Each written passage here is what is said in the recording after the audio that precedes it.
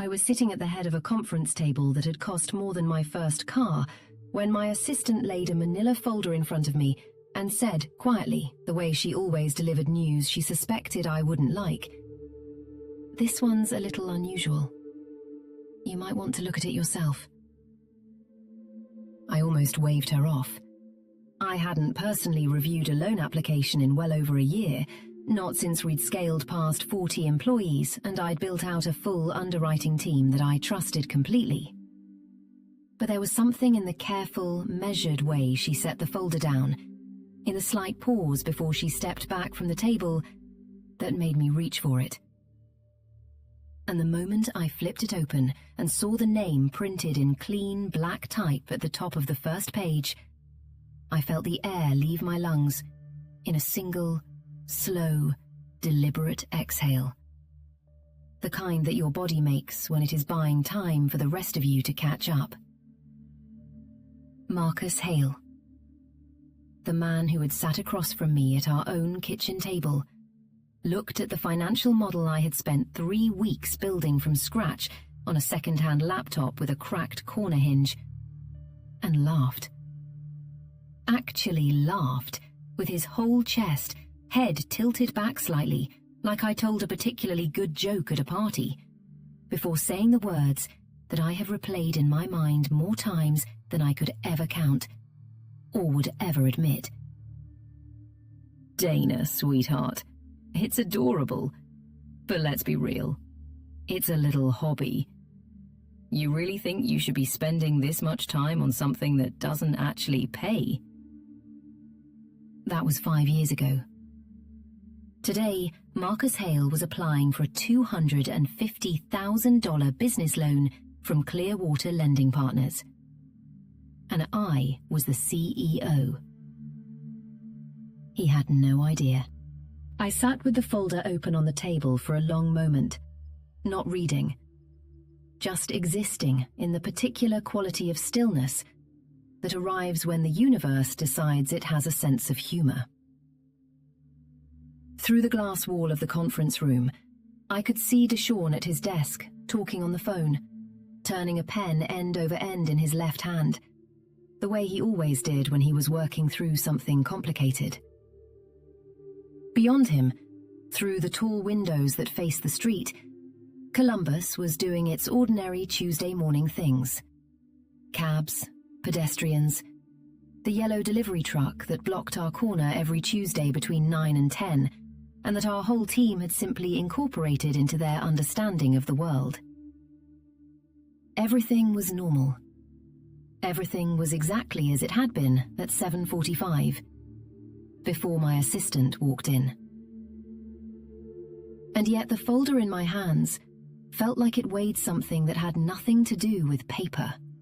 I closed it, smoothed my hand across the front cover, and said nothing for a moment. Then I pressed the intercom on the table and asked my assistant to bring me a coffee, and to please let Deshawn know I'd need 30 minutes with him before the 11 o'clock. Then I opened the folder again and began, very carefully, to read. To understand what that moment felt like, that split second of sitting in a chair I had earned, in a room that was mine, holding a folder with his name on it, you need to understand what my life looked like when Marcus Hale was still in it. And to understand that, you need to understand who I was before I spent 3 years learning, in very small and very quiet increments, to apologize for wanting more than was being offered. I met Marcus on a Tuesday in October. The kind of crisp fall day in Columbus, Ohio, when the sky goes so precisely blue it almost reads as aggressive, and the air smells of dry leaves and coffee shops, and the particular energy of people who have just remembered that winter is coming and are making their peace with it. I was 31. He was 34.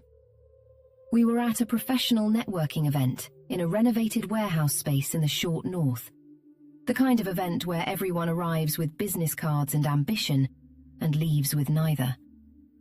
But they do it every October regardless, because the free wine is decent and running into people you know is its own reward. Marcus had a firm handshake, the kind that communicates confidence without effort. He had an easy, full-chest laugh that arrived frequently and without self-consciousness. He had opinions about everything from municipal zoning to single-origin coffee, to why a certain local restaurant had peaked 2 years ago. And at 31, I found this quality, the uninterrupted, unqualified certainty of his opinions, intensely attractive. In the way that you find intensely attractive the things that are most different from your own tendencies. I second-guess everything. I build models and run scenarios and circle the same question from 7 different angles before committing to an answer. Marcus had apparently never second-guessed a single thing in his life. And the ease of that was, to me, like standing in a warm room after a long time in the cold. We dated for 8 months before he proposed. I said yes on a rainy Saturday in March, standing in the kitchen of the house I owned in Clintonville, a neighborhood of wide front porches and old oak trees, and people who waved to each other across driveways, where I had lived for 2 years with a contentment I was still learning to trust. He proposed with a ring he'd chosen without asking anyone's input, which I took as evidence of confidence, and which, in retrospect, was also evidence of something else entirely. That house.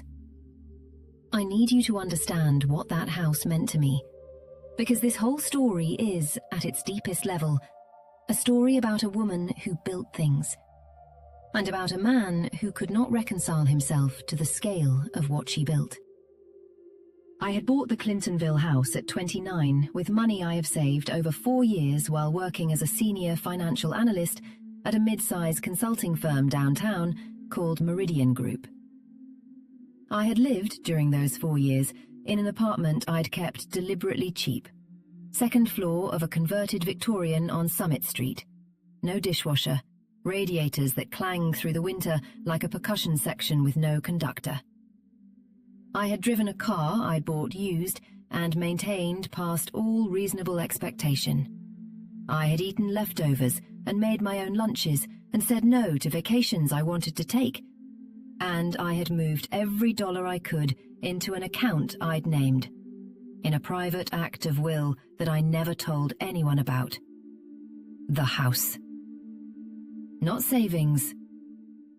The house. Because the money was never abstract to me. It was always already a specific, future thing that I was building toward, 1 paycheck at a time. The reason I was this way, disciplined, almost uncomfortably so, about financial independence, had everything to do with my mother, and with the particular education you receive when you grow up watching the wrong kind of dependence. My mother was a beautiful, warm, deeply capable woman who spent the first 20 years of my life in a version of financial anxiety that was essentially constant, because she had structured her life around men who left, or who stayed but shouldn't have, or who were present but controlled every dollar that moved through the household with a grip that had nothing to do with generosity and everything to do with power. She was not a helpless woman, but she had never learned to build anything that was entirely hers, and the cost of that was visible in the particular way she held herself when a bill arrived or a car needed a repair. A slight contraction, a held breath, an eyes-down calculation of what would have to be asked for and from whom.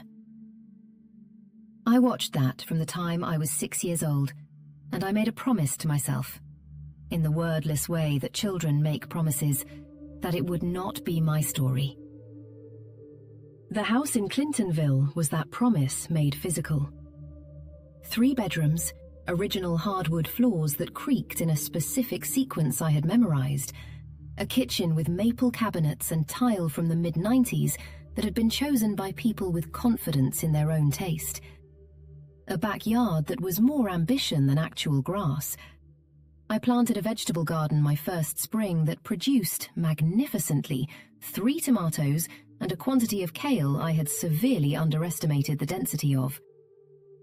A front porch with a swing I'd bought at a neighborhood estate sale and painted the color of slate.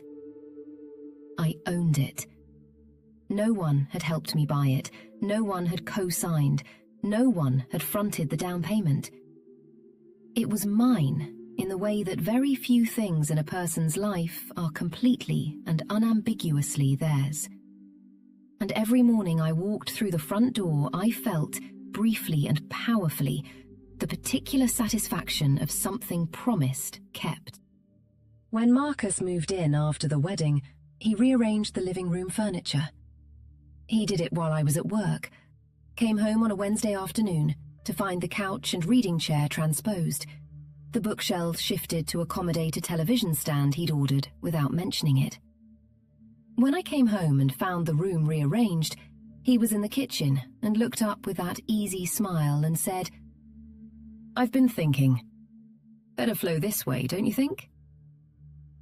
I stood in the doorway of my living room in my own house and felt something move through me that I did not name at the time, because naming it would have required having a conversation I was not yet prepared to have.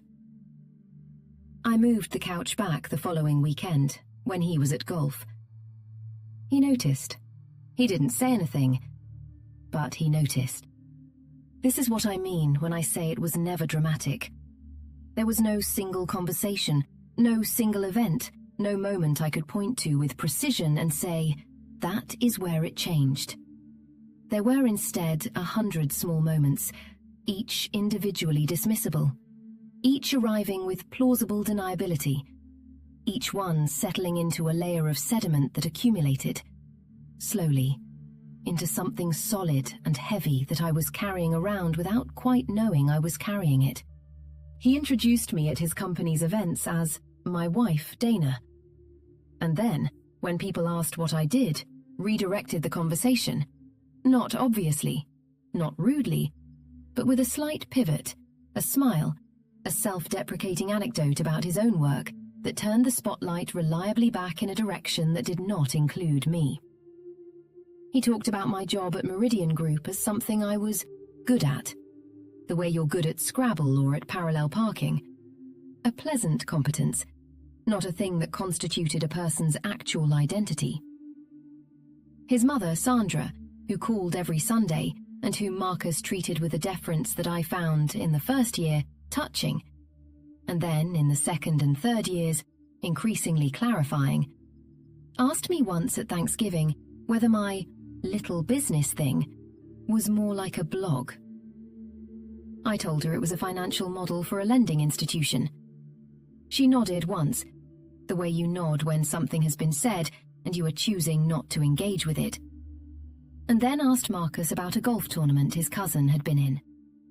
I should tell you about the night of Marcus's work dinner, because that is the night I started keeping notes. Not as part of any plan I had yet. I hadn't arrived at plans yet. Had barely arrived at clearly named grievance. But because something in me understood, without instruction, that I needed to document what was happening as accurately as I could. Partly for my own sanity. Partly because something in me already knew, on some level below language, that the record would eventually matter. The dinner was at a restaurant downtown, white tablecloths and a wine list that required more deliberation than most people give to large purchases. Marcus's firm had closed a significant commercial acquisition, and this was the celebration. There were 5 couples at a round table in a private room, the men from Marcus's office and their wives and partners, all of us arranged in the particular choreography of work social events where the professional rankings of the men tend, almost gravitationally, to structure the social dynamics of the women. I was seated next to a woman named Christine, whose husband Daniel worked in commercial development, and who was, I discovered quickly, one of the most genuinely interesting people I had spoken to in months. Christine ran a small consulting practice focused on urban planning policy. She had spent 2 years embedded with the city of Cincinnati on a neighborhood reinvestment initiative, and she was telling me about it with the engaged, specific pleasure of someone who loves their work and rarely gets to talk about it uninterrupted. I was asking her about a particular piece of legislation that I had read about in connection with my own research on community development financial institutions. Asking real questions with real interest, and feeling, for the first time in what felt like a very long stretch of social occasions, fully awake, fully present. Like the version of myself that existed when no one was monitoring the volume. And then Marcus reached over and put his hand on mine. It was a gentle touch, warm. From the outside, it would have looked entirely like affection. His thumb pressed once against my knuckle. His voice, when he spoke, was easy and warm and perfectly calibrated for the table. "Dana does love her research projects," he said, smiling, to no one in particular and everyone in general. The table laughed, warmly, collectively, the way tables laugh at something that has been labelled as light without anyone having examined whether it is. Christine gave me a look I understood immediately and completely. The look of a woman who has had her own version of this moment and knows the exact texture of it. I smiled. I picked up my wine glass. I redirected my face into an expression of pleasant goodwill. And I mentally filed Marcus's hand on mine, and the phrase research projects, and the quality of the table's laugh, into a category I had begun constructing without being fully aware of it. In the car on the way home, Marcus talked about the dinner. Good energy. Daniel had some good ideas about the waterfront development. The salmon was overcooked. He was in the warm, expansive mood of a man who had had a good evening and expected the debrief to confirm it. I listened and said the right things, and looked at the nighttime streets of Columbus going past the window. At home, I went through the routine of getting ready for bed. The face wash, the particular order of small tasks that marks the end of each day. And then I lay in the dark, listening to Marcus breathe. And I thought, for a long time, about Christine's face. The notepad I'd started keeping in the drawer of my nightstand had 4 pages by then. The 5th page I wrote that night, in the dark, by the light of my phone, was the longest. The idea for Clearwater had come to me the way the real ideas come, not as a grand vision with a name already attached, but as a problem I couldn't stop thinking about. It was a Sunday afternoon in March, 3 years into the marriage. I was at the kitchen table with a cup of coffee, a legal pad, and the financial documents of my best friend Patricia's small floral business, trying to figure out why she kept getting rejected for a loan she should have qualified for. Patricia Williams has been my best friend since we were both 26 and sharing a lunch table at a professional development seminar on financial modeling that was significantly less interesting than either of us had hoped. She is one of the smartest people I know, sharp, organized, funny in the dry and sudden way that makes you laugh before you've understood the joke. And she had been running a floral studio called Bloom and Branch out of a rented greenhouse in Bexley for 2 years. The business was real customers, real revenue, real growth trajectory. She had done everything you were supposed to do. She had kept her books meticulously. She had built a genuine client base. She had a clear business plan and modest, reasonable projections, and the kind of careful competence that should have made any lender's decision easy. And 3 banks in a row had turned her down. The reason, the official reason, the one in the rejection letters, was some combination of insufficient operating history, collateral structure does not meet lending criteria, and projected cash flow does not meet minimum threshold for this product tier. Each of these was technically accurate. Patricia's business was 26 months old, not 36. Her collateral was equipment and accounts receivable rather than real estate. Her cash flow projections, while healthy and realistic, fell in a tier that the bank's standard product lines were simply not designed to serve. What the rejection letters did not say, and did not need to say, was, "The system is not built for you. The system is built for businesses that are already large enough not to need it. We have optimized our process for a type of applicant that is not you." I sat at my kitchen table and filled 3 pages of that legal pad with thoughts. What would it look like, I kept writing, to build a lending institution around the gap instead of around the norm? What would it look like to develop underwriting criteria that were genuinely holistic, that looked at cash flow trajectory rather than a single point-in-time ratio, that weighted community ties and demonstrated customer loyalty, that used industry-specific benchmarks instead of one-size-fits-all thresholds?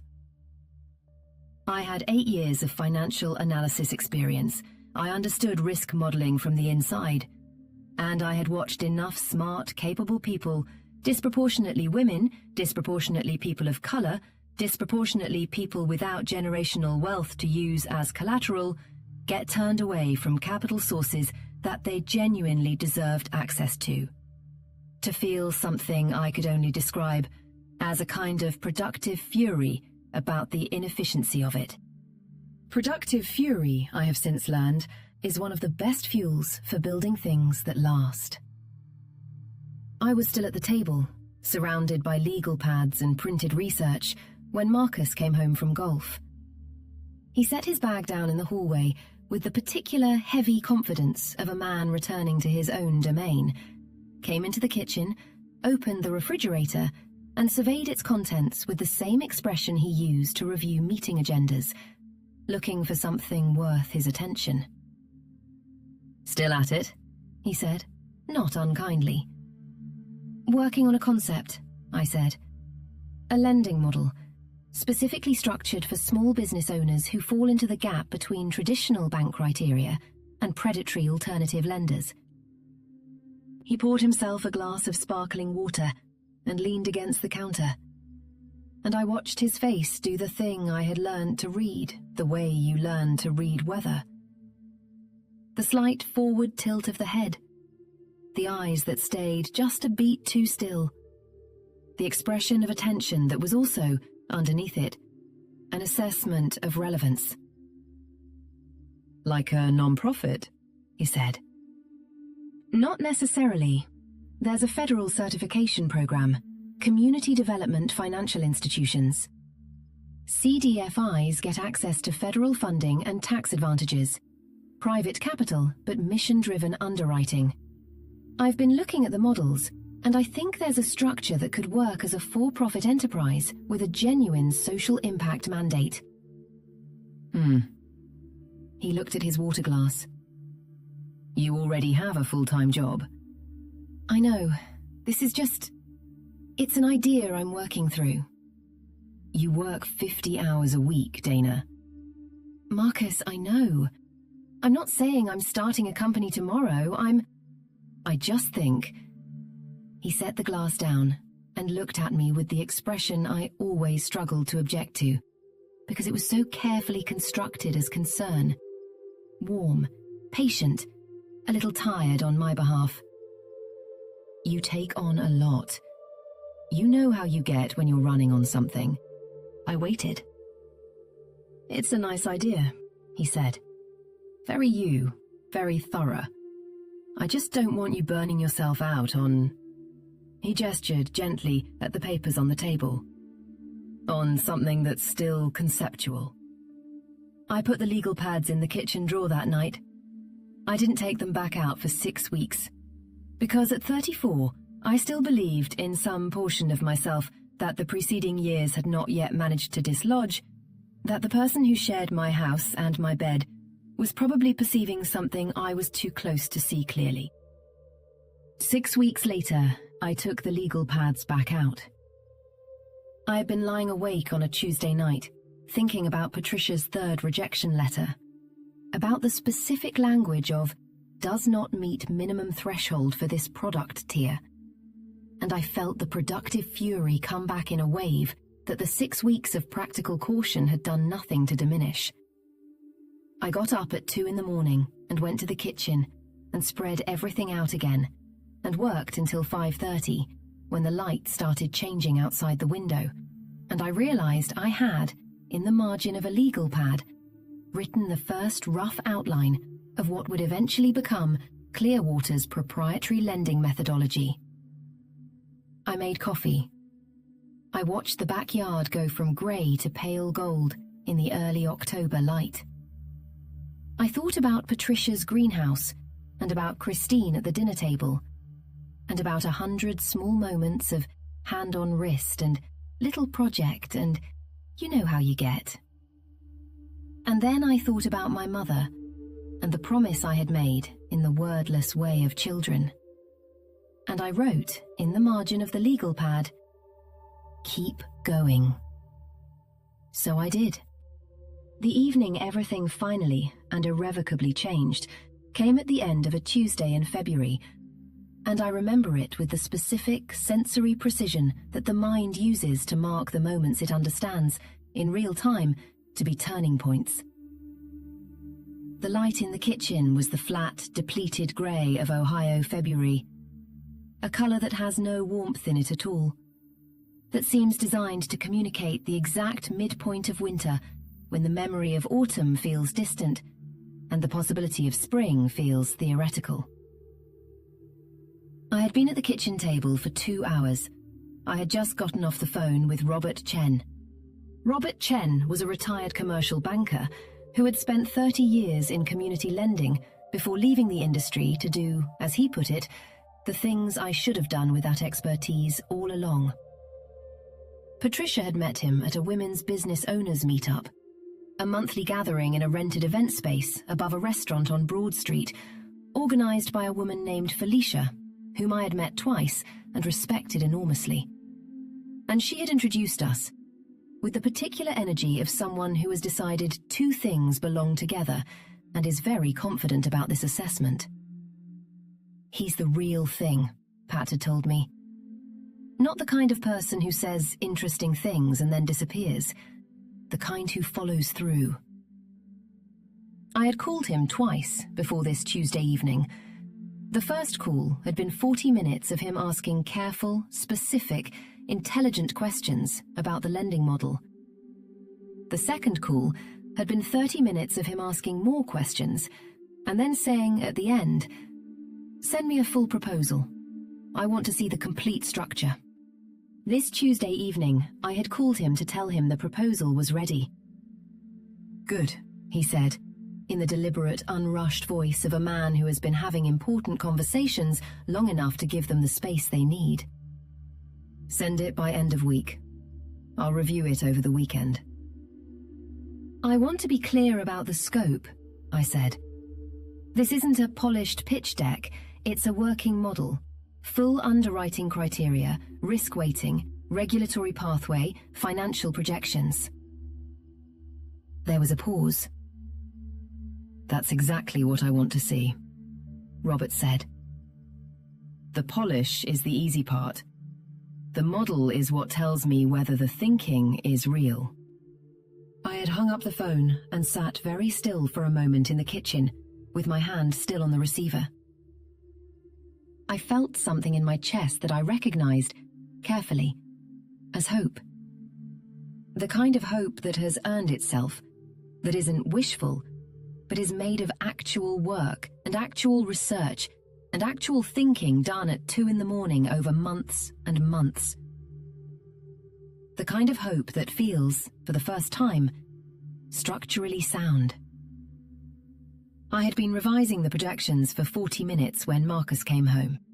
He came through the door with the energy he carried on evenings after a good day, keys on the counter, bag in the hall, the confident, particular movement of a man in his own space. I heard all of this from the kitchen.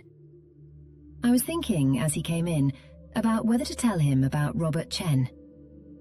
I had been thinking about it since I hung up the phone. Some part of me wanted to tell him, wanted to see him respond with the warmth he was capable of when things were going well. Wanted to feel, briefly, that we were on the same side of something. He came into the kitchen. He looked at the table, the laptop, the legal pads, 3 printed pages of projections, the remnants of the lunch I'd forgotten to clear, and his face did the thing. The fond, patient, slightly tired thing. The expression that had its own set of coordinates in the map of our household. "Still at it," he said, not a question.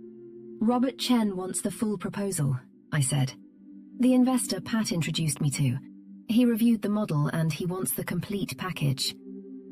Marcus opened the refrigerator. His back was to me. What does "wants the full proposal" mean in terms of actual money? It means he's interested in seed funding, potentially significant seed funding. He said the thinking is real. He closed the refrigerator, gently, in the way that is somehow louder than hard, and turned around. He was holding a container of leftovers and looking at me with an expression I hadn't seen that directly before. Not contempt, not quite. Not pity, not quite. Something in the uncomfortable borderland between those two things, where honesty shades into something that doesn't have the grace to be kind. "Dana," he said, "how long have you been working on this?" "Seriously working on it? About 1.5 years. "And in 1.5 years, what has actually—" He paused, choosing the word. "Materialized." I felt something in my jaw. A complete lending model, full risk weighting criteria, regulatory pathway, financial projections across 3 scenarios, research on 17 comparable CDFI institutions, a relationship with a potential investor who has 30 years of "You have spreadsheets," he said. The voice was still patient. That was the thing. The patience was the worst part, because it framed everything I said as something requiring patience to listen to. "You have a lot of spreadsheets, and a phone call where someone said they'd look at a proposal. That's 1.5 years of evenings." That's what building something looks like in the beginning. "It's a hobby, Dana." He set the leftovers on the counter and looked at me, and I thought in that moment that I had never fully understood until right then the specific geometry of how he saw me. Not maliciously, not with pleasure in the diminishment, just accurately, as far as he could tell, from inside the story he had always had about who each of us was. "It's a little hobby that you've been treating like a business plan. And that's fine. It's ambitious. It's very you. It's interesting. But Robert Chen saying he'd like to see a proposal is not—" "Robert Chen spent 30 years in community development lending," I said. My voice was quiet. Quieter than I expected. "I understand that. He knows what he's looking at. Dana. He said my name the way you set down a glass you're worried about breaking. I'm not saying you're not smart. You know I think you're incredibly smart. I'm saying that this—" He gestured again, at the table, at the papers, at the evidence of the 1.5 years of evenings. "Is a little hobby. And it's okay for it to stay that way. Not everything has to be a startup." He picked up the leftovers and moved toward the microwave. "What are we doing for dinner?" After he left the room, I sat at the kitchen table for a very long time. The Ohio February grey had deepened outside the window to the colour of something given up. The microwave hummed. Somewhere in the house, Marcus was moving around with the comfortable momentum of a man whose evening was proceeding normally. I looked at my laptop screen, at the projections that Robert Chen had said were exactly what he wanted to see. The thinking is real. And I felt something shift in me. The way a very old, very heavy thing shifts when the ground beneath it finally makes a decision. I opened my email. I typed, "Robert, I'd like to schedule a full proposal presentation as soon as your schedule allows. Looking forward to sharing the complete model." I hit send. I did not tell Marcus. I don't know if there is a clean way to describe the end of a marriage that did not end in a single dramatic rupture, but in the accumulated weight of what it cost to keep it. The separation, when it finally came in May, 6 weeks after the Robert Chen email, 3 months after the work dinner, years after the living room furniture, was quiet and awful. The way that the ending of very long bad habits is quiet and awful. Not violent, just hollow. And somehow that hollowness was harder. We sat at the kitchen table. The same table. Marcus said the things that men say when they haven't been paying attention and suddenly find themselves at an ending. "I feel like you've been pulling away. And I just don't understand what you want anymore. And I've always supported your ambitions, Dana. I've always been in your corner." I listened. I felt something that was not quite grief, but occupied the same territory. A mourning for the version of this that could have been, if the man across the table had been capable of a kind of generosity that went further than tolerance. "I need to build this," I said finally. "The lending model. Clear water. I need to see what it actually is, what I'm actually capable of. And I can't do that here." I paused. "Not here. With you. Not in the version of this that we've made." He looked at me. He looked at me for a long time, and I saw him making the calculation that people make when confronted with something that can't be redirected. Weighing options, looking for the angle that preserves the structure. When he didn't find one, he did the thing that had been, throughout our marriage, his most reliable response to things he couldn't manage. He minimized. "You know this isn't going to work," he said. His voice was almost gentle.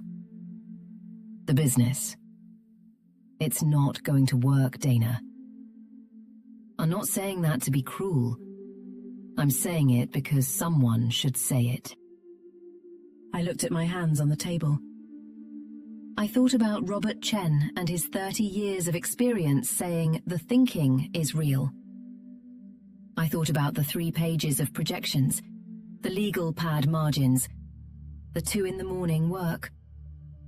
I thought about my mother and the house I had bought alone at 29, and the promise made in the wordless way of children.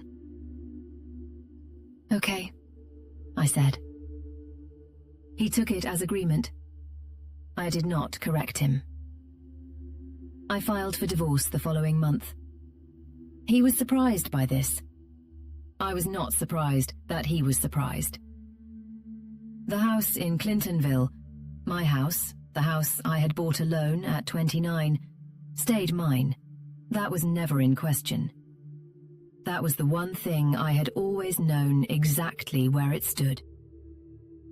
The first year after Marcus was the hardest year of my life, and the most clarifying, in the way that very cold, very clear water is clarifying.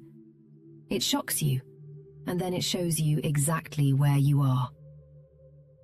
I quit my job at Meridian Group in September, 9 months after the separation. 3 months after Robert Chen signed a seed funding agreement that made Clearwater Lending Partners a real, registered, legal entity with a federal tax ID and a physical address, and an obligation to the world that was entirely mine.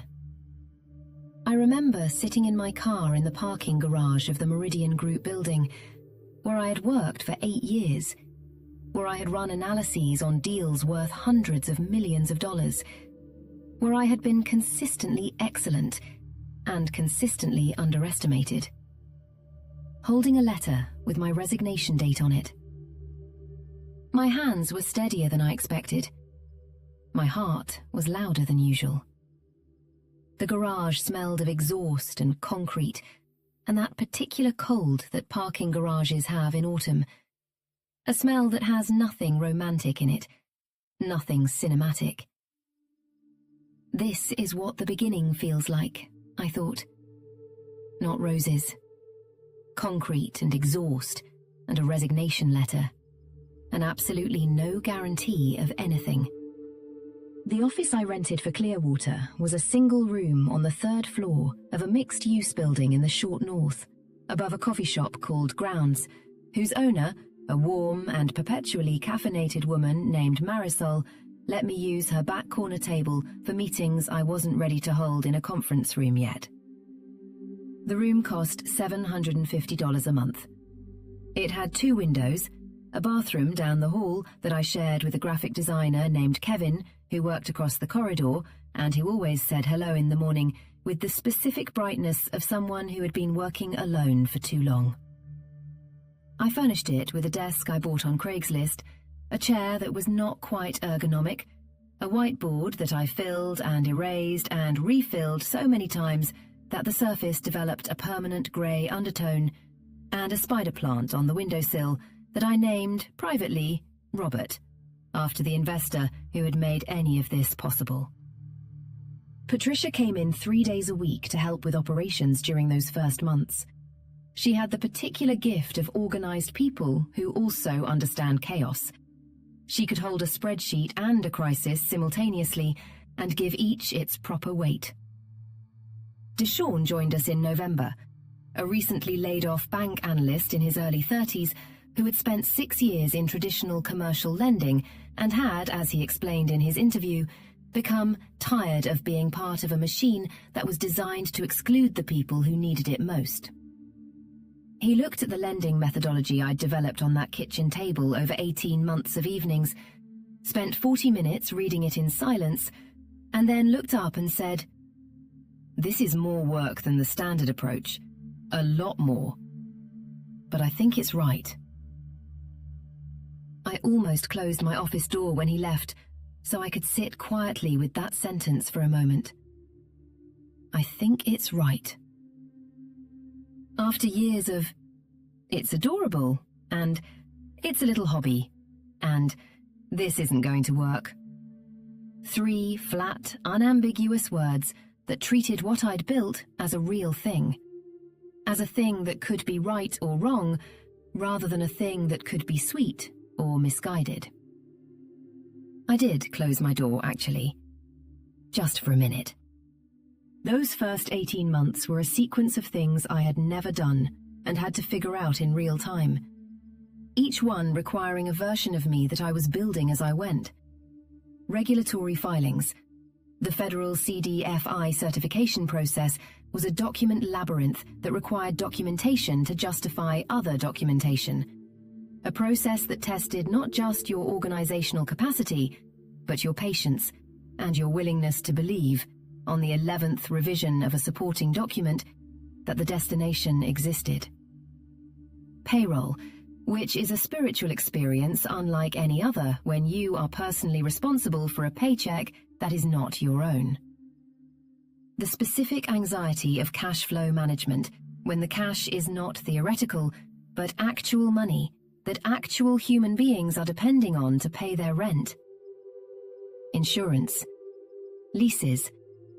The HR manual I wrote at 11 o'clock on a Sunday night on a laptop balanced on my knees while sitting on my front porch in Clintonville because the kitchen table had become too freighted with association.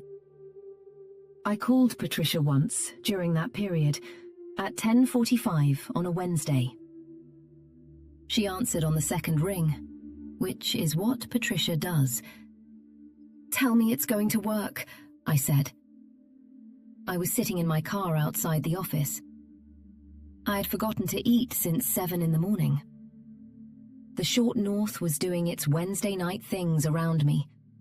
A group of women laughing loudly outside a restaurant 3 doors down. The distant bass thud of a bar that was just getting started. The ordinary Friday-adjacent energy of a midweek evening. in a neighborhood that had never met a quiet night it liked. "It's going to work," Pat said, immediately and without hesitation.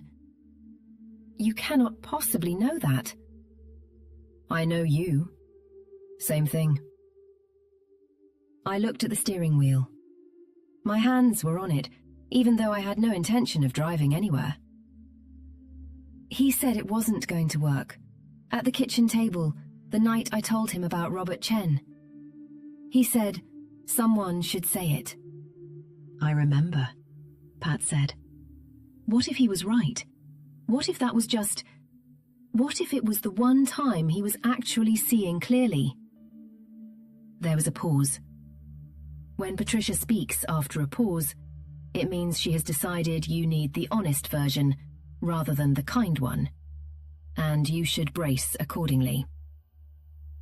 "Dana," she said, "Marcus said it wasn't going to work because watching you build something that had nothing to do with him and didn't require his permission was, for Marcus Hale, a deeply unsettling prospect. It threatened a story he'd been telling about the two of you.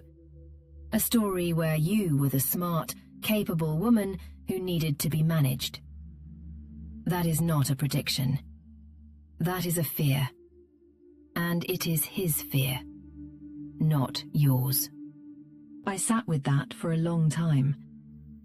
The women outside the restaurant were still laughing. The bar was still vibrating.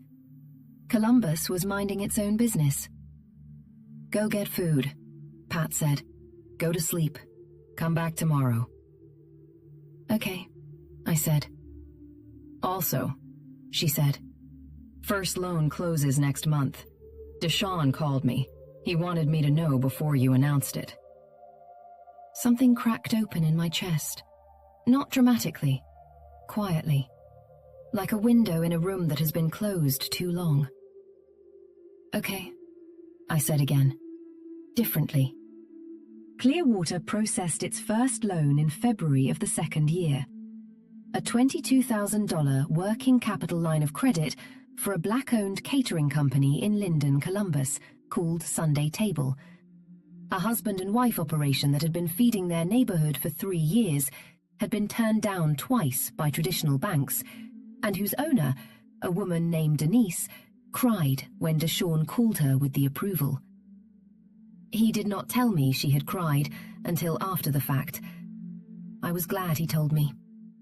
I wrote it in a new notepad, not the one from the nightstand, not the documentation notepad, but a new one.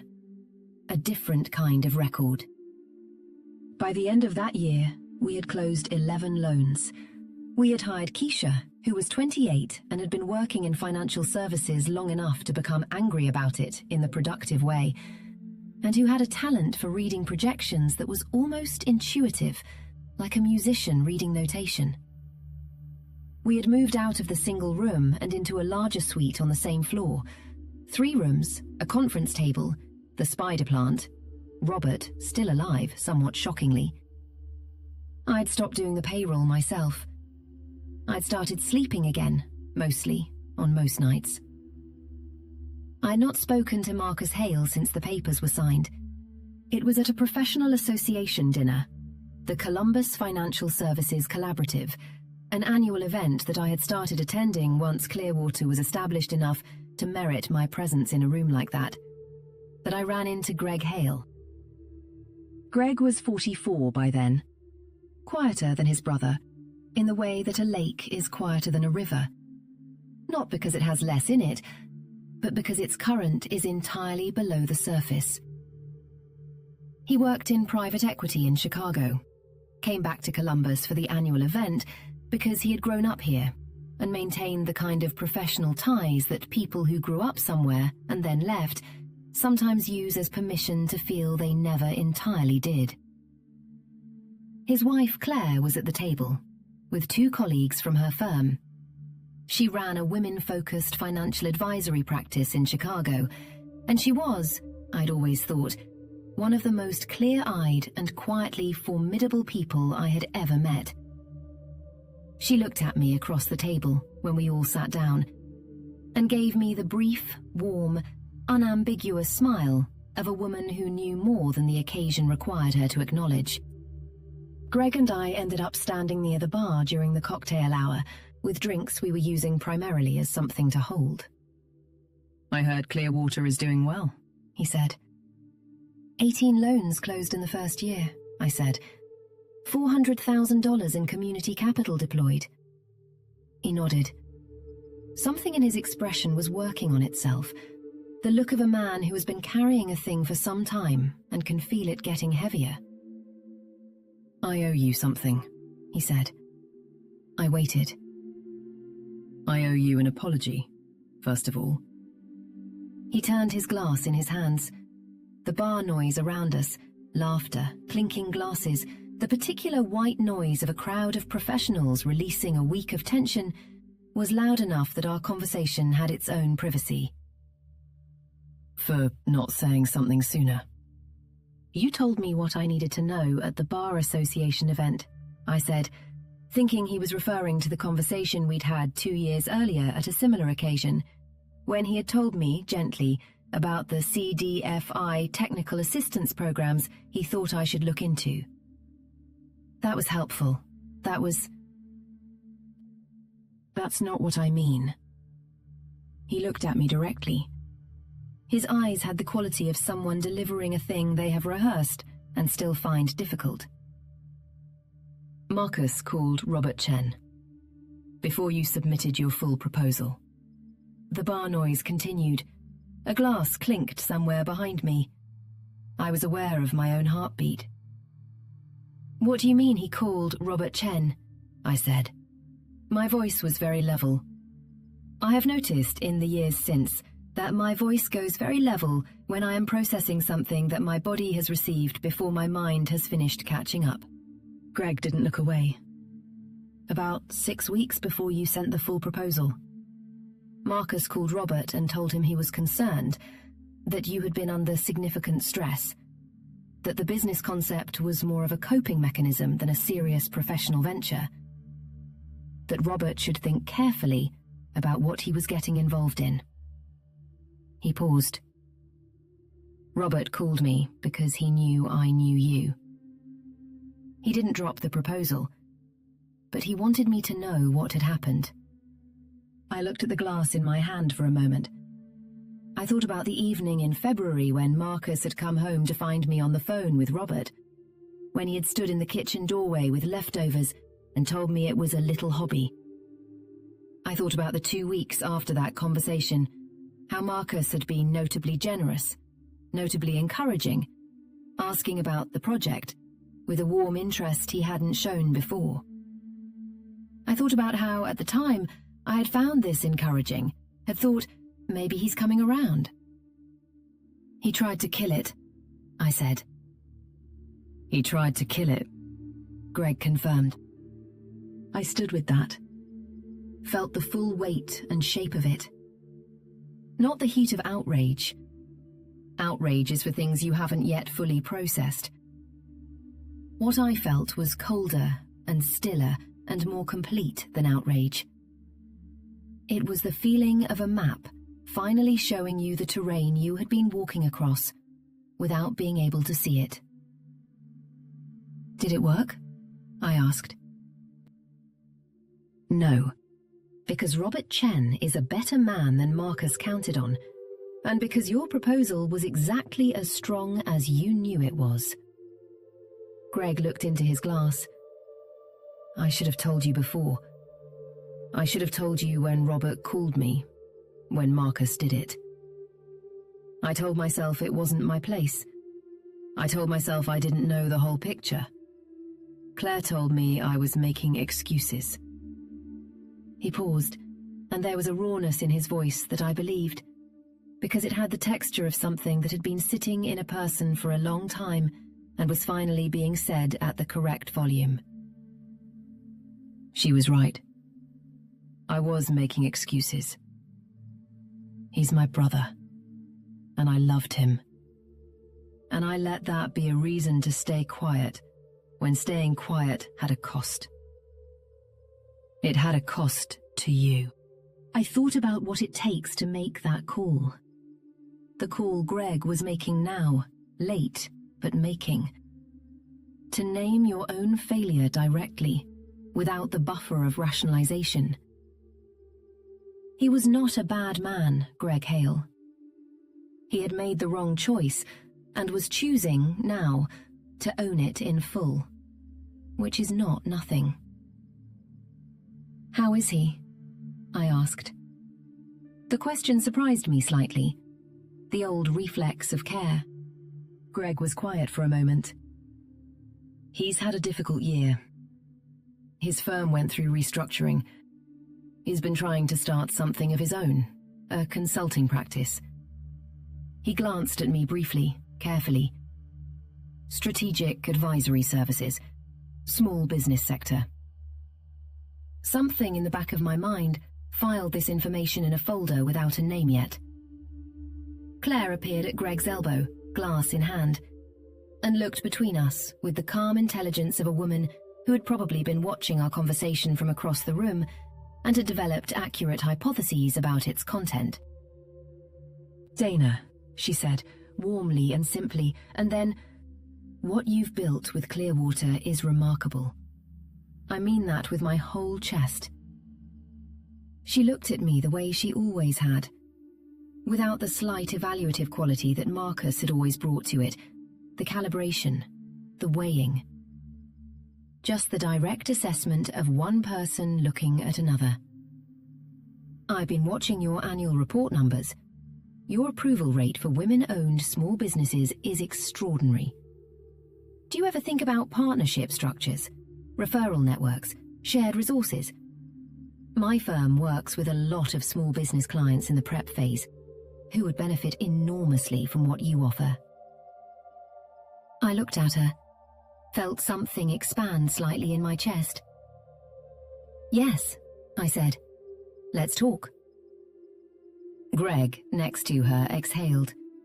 It was the smallest of sounds, but I heard it. 6 months after that conversation, my assistant put a manila folder on my conference table and said it was a little unusual, and I found Marcus Hale's name at the top of a loan application for $250,000. I read the application twice, beginning to end, the way I read everything important, carefully, sequentially, in full. His accountant had done good work. The financials were clean, the narrative was coherent, the presentation was professional.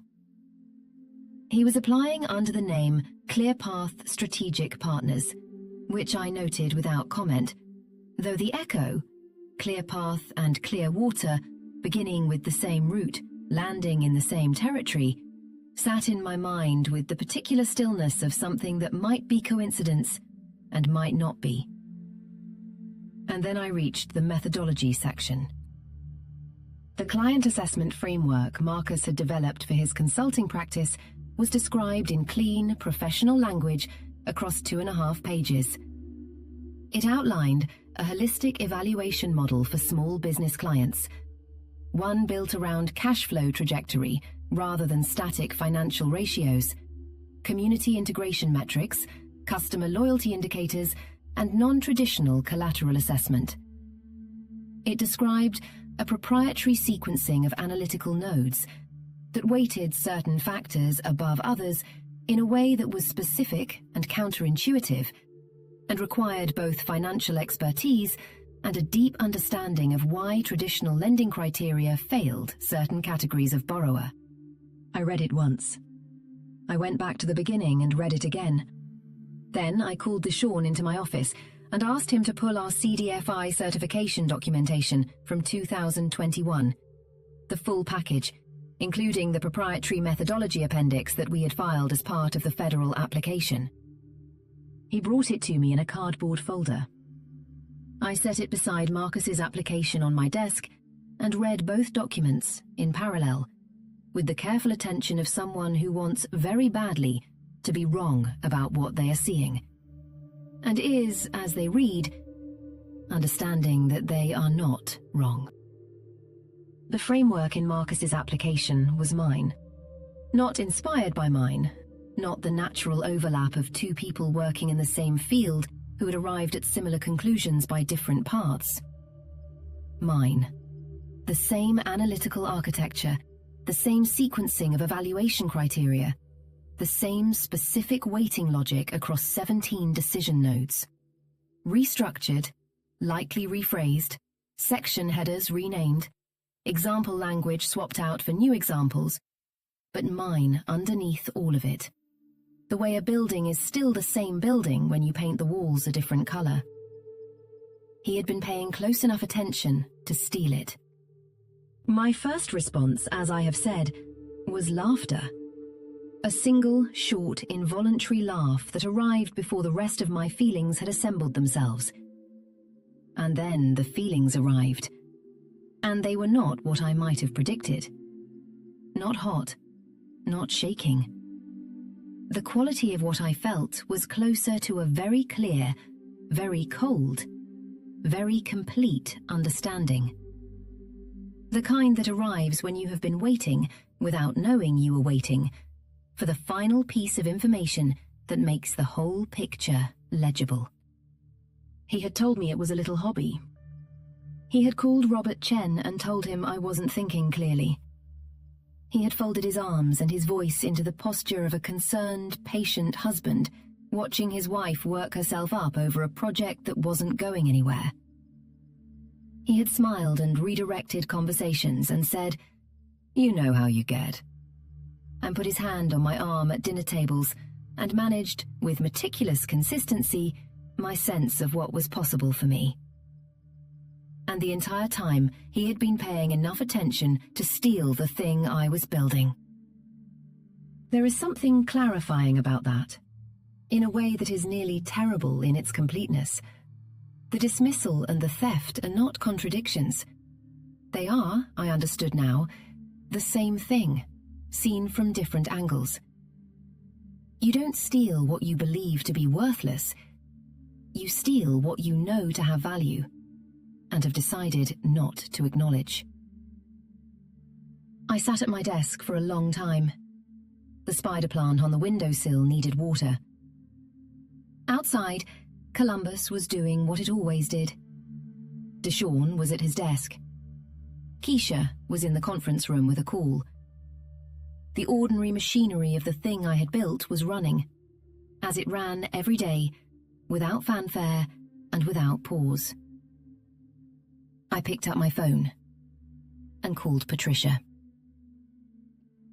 I told her from the parking garage because I needed structural concrete around me while I said it. I told her everything.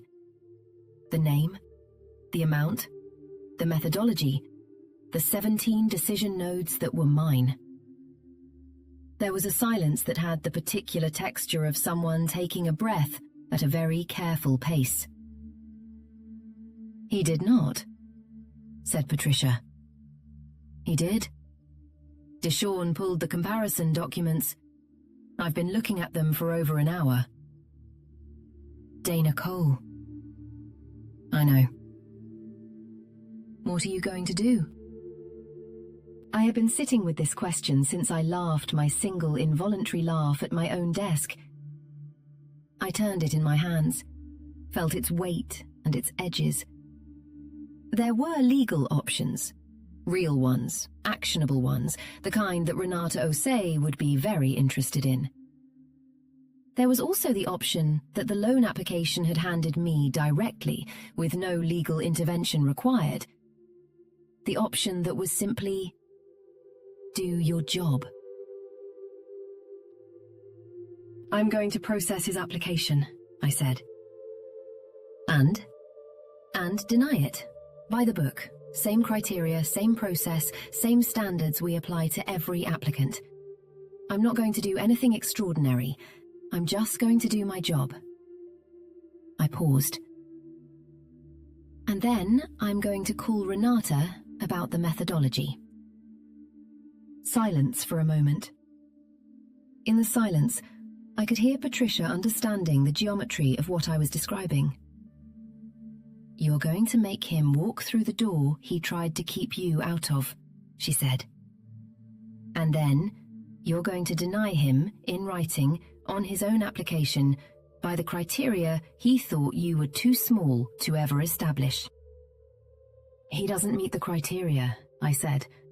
Genuinely. The projections don't hold up under our cash flow model. The business is 9 months old. He has no demonstrated client base. It's a legitimate denial. Completely legitimate, Pat agreed. And the thing with the methodology is separate. That's a legal matter. Completely separate. I looked at the concrete wall of the parking garage. It was very solid and very grey. He'll know it's me when he comes in, I said. Yes, said Patricia. He will. And he still won't know what to do with that. No, she said. He won't. I sat for a moment longer. I'm going to call Renata now. Good, said Pat. Call me after.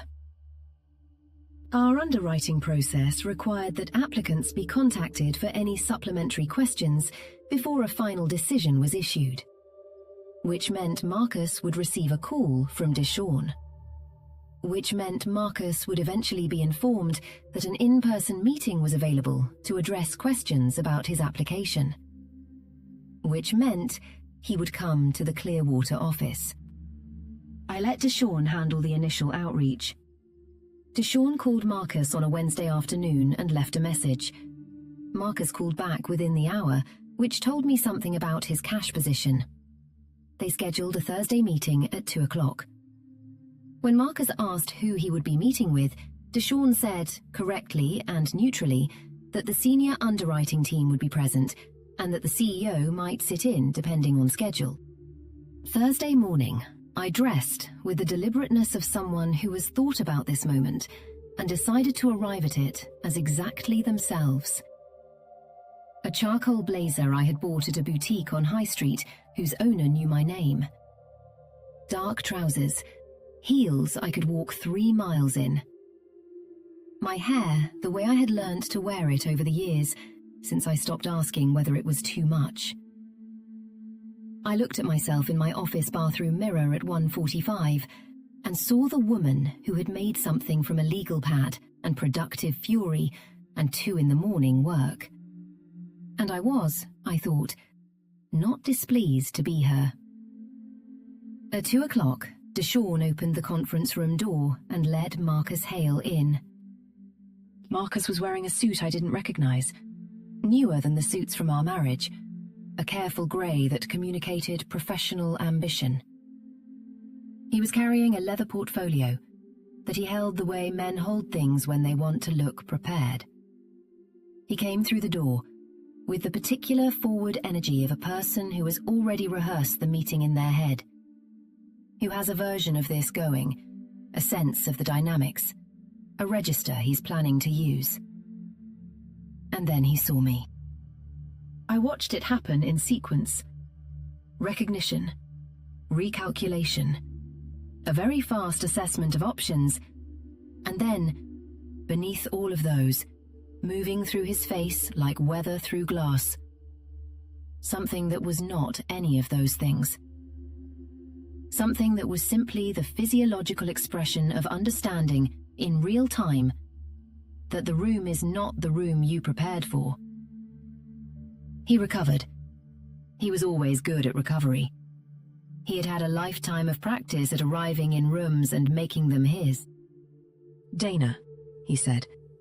His voice was warm and controlled and careful, pitched at the register of professional cordiality with an undertone of personal familiarity. I have to say, this is quite a surprise. "Marcus," I said, "please sit down. Thank you for coming in." He chose the chair across from me with the precision of someone choosing territory. Deshawn sat to my right with his notepad, pen already open. Keisha sat to my left with her copy of the application tabbed and annotated, her expression the calm, professional attentiveness of someone who has done this meeting dozens of times and finds the stakes of this particular iteration slightly higher than usual, without finding this in any way destabilizing. "When I applied," Marcus said, and there was the laugh in his voice.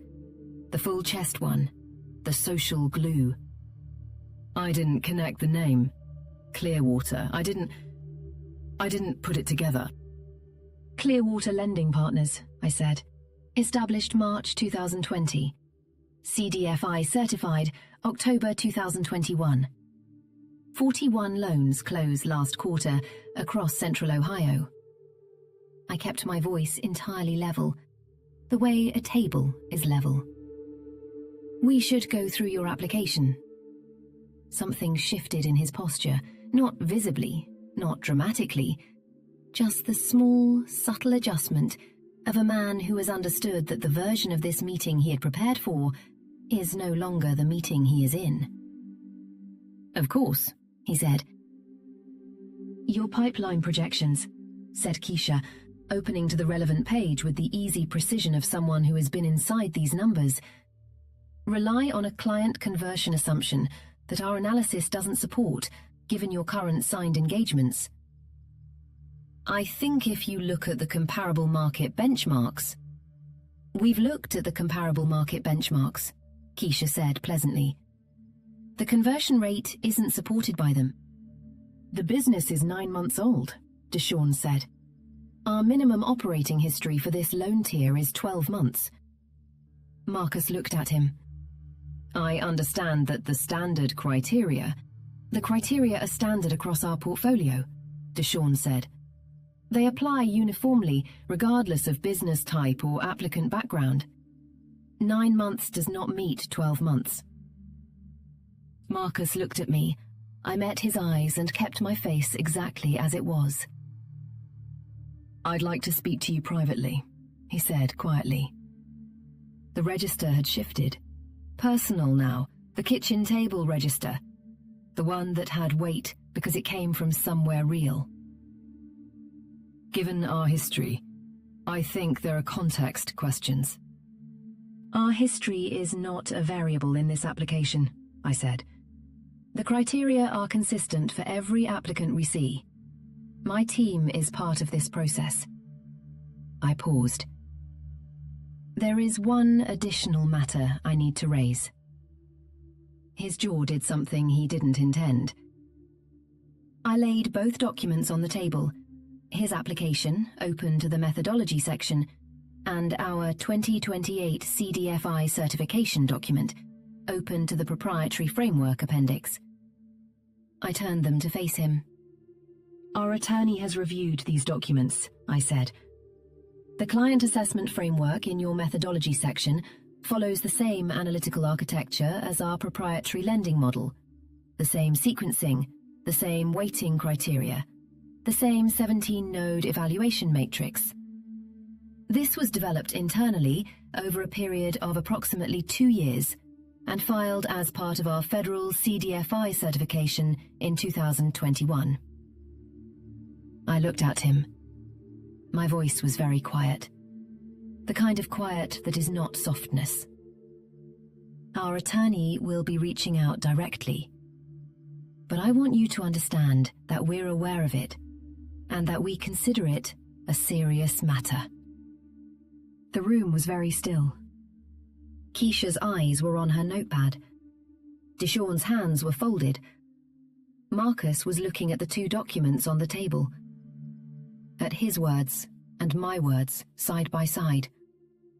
At the shape of what he had done rendered legible in parallel columns, on a conference table, in a room that had my name on the door. His left hand, on the table, had closed slightly. I had seen his hands do that before. "I developed that framework independently," he said. The words were careful, chosen, placed with precision. "Whatever similarities exist, I worked on it without reference to your materials. Our attorney's analysis documents structural correspondence across 17 decision nodes," I said. "The sequencing is identical. The weighting logic is identical. the specific terminology in 4 of the evaluation criteria is identical. He was quiet. The quality of his silence had changed. It was no longer the silence of a man managing a room, calibrating, working the angles. It was something else. Something I had not seen on Marcus Hale's face before. I looked at it carefully, wanting to name it accurately. It was not defiance. It was not the controlled recalibration of a man who still has options. What it was, what I saw moving through his face briefly and unmistakably before he put his composure back together, was recognition of what he had done, of what it said about him, of what it must have looked like to me, sitting here, to have built something and had someone take it and use it while telling you it was just a hobby.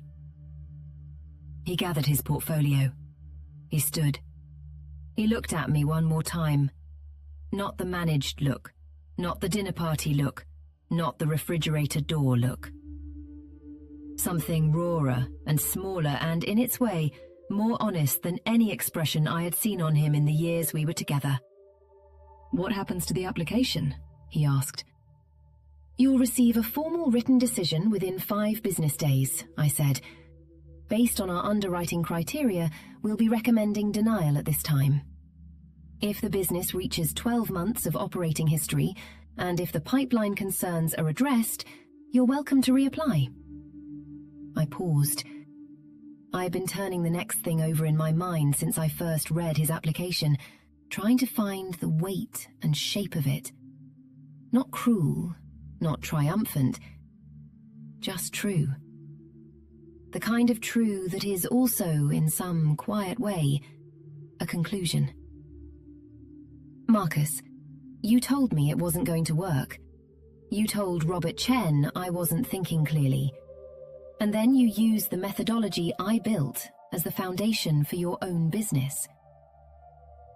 I let the silence hold for a moment. "That tells me something. It tells me that the entire time you were calling it a little hobby, some part of you knew exactly what you were looking at." He didn't answer. He picked up his copy of the application and walked out of the conference room, and the door closed behind him with the quiet final sound of a well-made door doing what it was built to do. The room was silent. "That," said Deshawn after a moment, "was the most professionally conducted meeting I have ever been part of." "Give me a few minutes," I said. They gave me the room. I sat alone for a while, in the silence, with the 2 documents still open on the table in front of me, and the spider plant in the window, and the sound of Columbus going about its business below. I was not triumphant. I was not broken. I was something more precise than either of those things. I was a woman, sitting in a room she had built, in a chair she had earned, holding the complete and accurate version of her own story for the first time. That was enough. 2 weeks later, I sat across from Renata Assay in her office on High Street, a room that smelled of coffee and printer ink and the old leather of legal textbooks, where the afternoon light came in at a low angle through Venetian blinds and lay across the carpet in pale stripes. Renata had her glasses pushed up on her head, the way she did when she was being direct. "He's willing to settle," she said. "His attorney called this morning. They want to avoid litigation." She walked me through the terms, an acknowledgement of the intellectual property concern, a formal written commitment not to use the framework commercially, a licensing fee paid to Clearwater for the period in which the material had been incorporated into his business development and client-facing work. No formal admission of theft. His attorney had been firm about that, and Renata had anticipated it. But the structure of the agreement communicated everything the word admission would have communicated, in the language that holds up longer. "Should I take it?" I asked. Renata looked at me. "Practically speaking, litigation is slow and expensive. The settlement gives you the acknowledgement, the protection, and a financial remedy. 2 years of depositions doesn't give you more of those things. It just gives you more of the process. She tilted her head slightly. That's the practical answer. The other answer is up to you. I looked at the folder in my lap. The afternoon light moved slightly as a cloud passed outside. I thought about what I actually wanted, not what would hurt Marcus most publicly, not what would cost him most visibly, not any of the things that anger sometimes proposes to you in the dark. What I wanted was simple and specific. I wanted the record to be accurate.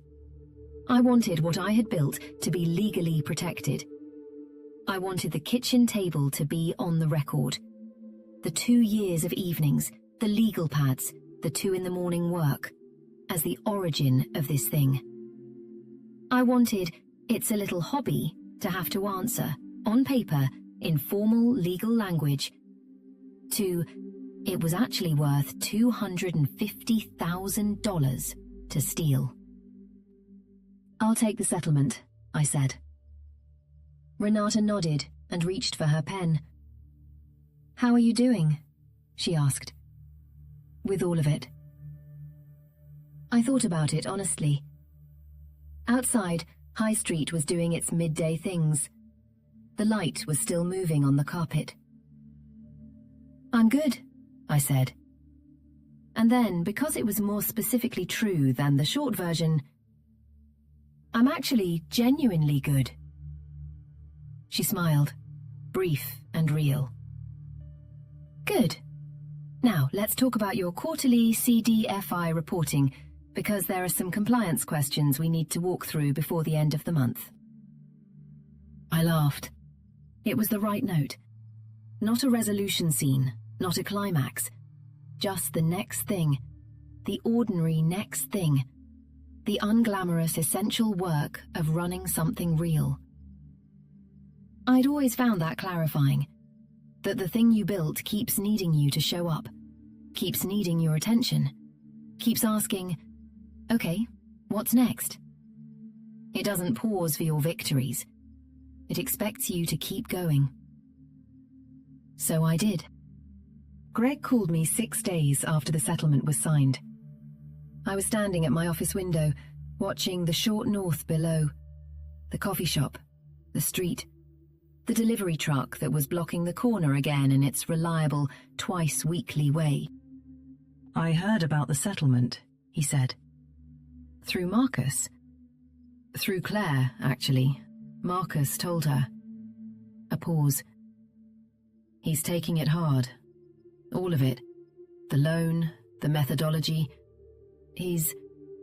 Greg was quiet for a moment. "He's having to look at some things he's been not looking at for a long time." "That's his work to do," I said. I said it simply, without heat, because it was simply true. Marcus Hale was not a monster. He was a man who had structured his life around a set of beliefs about who he was relative to other people. Beliefs that required the people around him to stay a certain size, and who had made decisions from inside those beliefs that were genuinely harmful, and who was now living in the full weight of what that cost. I had no interest in his suffering, and no appetite for it. I also had no interest in pretending it hadn't happened. "I should have told you about the Robert Chen call when it happened," Greg said. 2 years earlier than I did. "You told me when you were ready to tell the truth about what you'd been covering for," I said. "That has its own value. It's late, but it's not nothing." Claire said... He stopped. Started again. "Claire thinks you're one of the most formidable people she's met." Her words. I thought you should know that.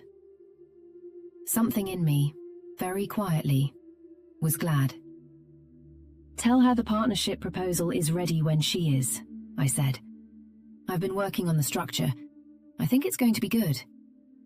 Greg laughed, shorter and less produced than his brother's laugh, more genuine for it. I'll tell her. She's going to call you tonight. She did. It is October now. The short north has gone full autumn. The trees on the street below my office window are in the middle of their annual performance of letting go, which I watch most mornings with a coffee cup in my hands, and which I have not managed, in the 3 years since I moved into this office, to find any less extraordinary. There is something in the particular way an Ohio tree loses its leaves, not all at once, not with drama, but steadily and with complete commitment, as though it decided long ago that this is the season for releasing things and is simply following through, that I find companionable, like something I recognize. Clearwater closed 41 loans last quarter. We have 11 employees. We have an office that has outgrown the short north space and is scheduled to move in January to a building 3 blocks over with actual meeting rooms and a kitchen that can hold the whole staff. Deshawn just got promoted to Chief Underwriting Officer, which is a title he accepted by nodding once and immediately asking about the additional compliance responsibilities, which is exactly the Deshawn response and was exactly right. Keisha is finishing a certification she designed herself, a hybrid program she pitched to 2 local institutions until one of them agreed to build it, because Keisha, I have learned, does not accept the absence of the thing she needs as a permanent condition. The partnership with Claire Hale's firm, Meridian Advisory, which she named entirely separately from my Meridian Group, and which I find gently funny, launched 6 months ago and has already referred 14 clients to Clearwater's pre-application preparation program. Claire is exactly what she appeared to be: rigorous, direct, and constitutionally incapable of saying something she doesn't mean. We have had 3 arguments about program design, and I have enjoyed all of them. Patricia's floral business has tripled. She has 2 employees, a commercial greenhouse lease she negotiated herself, and a contract with 3 downtown hotels that she described to me when she signed it as proof that the system can be fixed if you build the fix yourself. She said this while standing in her greenhouse holding a pair of floral shears, which felt right. I still live in the house in Clintonville. Same maple cabinets, same backyard, same front porch with the swing I painted slate grey at an estate sale a lifetime ago. I repainted the kitchen walls last spring, not to erase anything, but because I wanted to choose the colour without consulting anyone.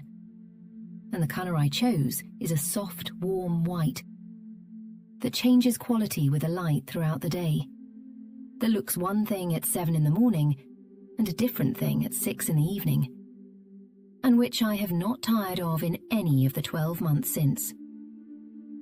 The kitchen table is still there. I don't work at it the way I used to. The office has taken over that function, which is how it should be, which is the point. But I still sit at it in the mornings with coffee, and sometimes in the evenings with whatever book I'm in the middle of. And occasionally, late at night, when I want to think something through without the weight of the office around it.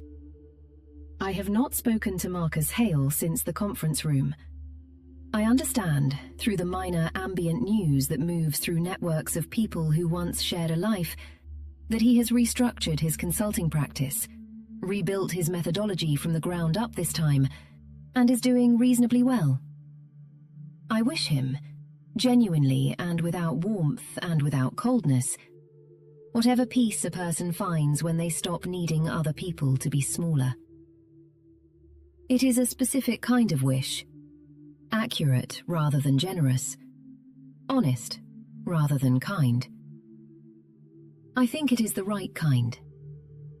The thing I come back to on mornings like this one, coffee slightly too hot, the October trees doing their October thing, the city making its ordinary sounds beyond the window, is the kitchen table.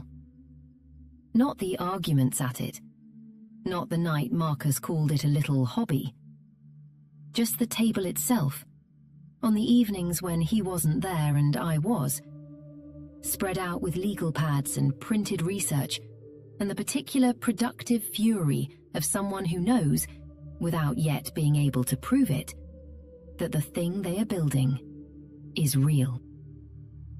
There is nothing glamorous about a kitchen table. It is where you work before you have a real desk. It is where you do the things that are not yet paid, not yet named, not yet legible to anyone but you. It is where the difference between a hobby and a life's work exists only in the refusal to agree that you cannot tell the difference. I refused. That is the whole story. And also, because every ending is also the shape of what comes next, it is the beginning of everything that still hasn't happened yet.